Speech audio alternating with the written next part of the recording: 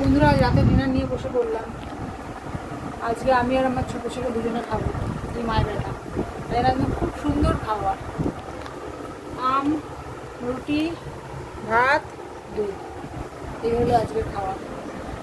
আম দিয়ে রুটি খাবো, দুধ দিয়ে ভাত দিয়ে খাবো, দুধ দিয়ে ভাত দিয়ে খেয়েছি কেমন লাগে।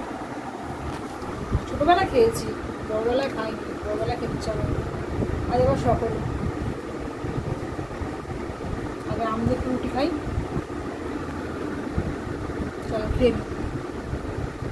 কি সব কি এসব খাবি? তুই এসব কি শিছি?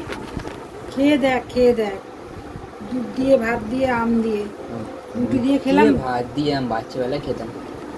একটু খা একটু তাহলে। এখনো বাচ্চা আছে, সেটা কোনো বড় ব্যাপার না।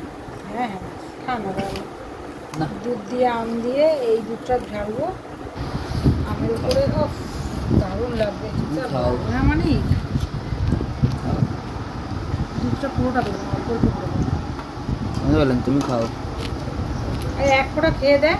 না আবার বলে না, না একটু খাই। না, কি সুন্দর রংটা হয়েছে দেখেছিস? একটু আম, দুটো আম হলে খুব ভালো হতো। আমটা ফুরিয়ে গেছে।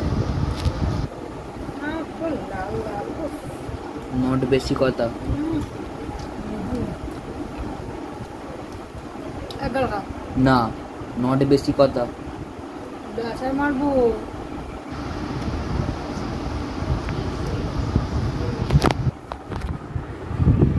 চলো খাবে একটু দুধ ভাত, দুধ ভাত আম দিয়ে, কি সুন্দর খাবার। এটা ছেলের পছন্দ না।